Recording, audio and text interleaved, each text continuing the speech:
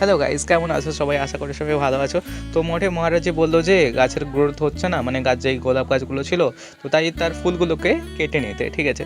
তো ভাবলাম কি করা যায় এই ফুলগুলো নিয়ে, তো তাই কাটতে থাকলাম, মানে যতগুলো ফুল ছিল হাত দিয়ে এরকম টুকটুক করে তুলে নিলাম, ঠিক আছে। সো তোলার পরে ভাবলাম যে কি করা যায়, কিছু একটা তো করতে হবে, ফুলগুলো নিয়ে ফেলে তো দেওয়া যায় না, এত সুন্দর সুন্দর ফুল দেখতেই পাচ্ছ। তো ভাবলাম এতগুলো ফুল তুলেছি, ঠিক আছে, তো কালকে একজন স্পেশাল মানুষের বার্থডে আছে, তো তাই কি করলাম, এই ফুলগুলো দিয়ে একটা তোড়া বানিয়ে ফেললাম, ঠিক আছে। দেখে বলো তো কেমন হয়েছে। এখানে 30 থেকে 40 রকমের মানে ডিফারেন্ট ডিফারেন্ট কালারের গোলাপ রয়েছে।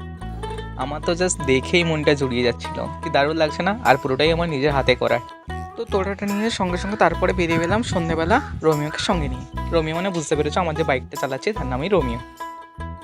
তো দেখো এই পুচকি মেয়েটার হাতে একটা চকলেট দিয়ে দিলাম, খুবই কিউট মেয়েটা, বাচ্চা মেয়েটা, ঠিক আছে, মানে ওর বাড়িরই কেউ কোনো একজন রিলেটিভের মেয়ে হবে, ঠিক আছে, মানে দিদির বা কারোর হবে।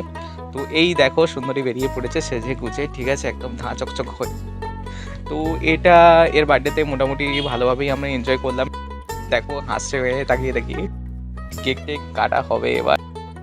তো যাই হোক, ও সবাই মানে একটু লজ্জা লজ্জা পাচ্ছিল সবাইকে ডাকতে, তো আমি ভাবলাম সবাইকে এসো এসো এসো, ও ডাকলো আমিও ডাকলাম, ঠিক আছে, কেক কাটা হবে একসঙ্গে। তো তারপরে ধীরে ধীরে কেক কাটা শুরু হলো, ঠিক আছে। প্রথমে কাকিমাকে বরণ করে নিল, দেখতে পাচ্ছ কপালে ঠেকিয়ে বেশ সুন্দরভাবে এবার খাইয়ে দিল। তো বাবা হাঁ করে করে বড় বড় করে মিষ্টিগুলো খেতে থাকলো, ঠিক আছে। যাই হোক, আর আমরা তাকিয়ে তাকিয়ে দেখলাম, যেহেতু কেক কাটার পর্ব আছে এরপরে, ঠিক আছে। তো কাকিমা খাইয়ে দিল সুন্দরভাবে। যাই হোক, মেয়ের বার্থডে বলে কথা। সো দেখেই বুঝতে পারছো কি পরিমাণ খিদে না পেয়েছিল, ঠিক আছে, পুরো একদম এক মুখে মানে এক হায়ে ঢুকিয়ে নিল। যাই হোক খাওয়াটা, যাই হোক এবারে খাওয়া দাওয়া কমপ্লিট, এবারে আমিও টুক করে একটু কেক খাইয়ে দিলাম, ঠিক আছে, নাহলে বলবে এই আমার বার্থডে তো কেক খাওয়া দিই না আমাকে।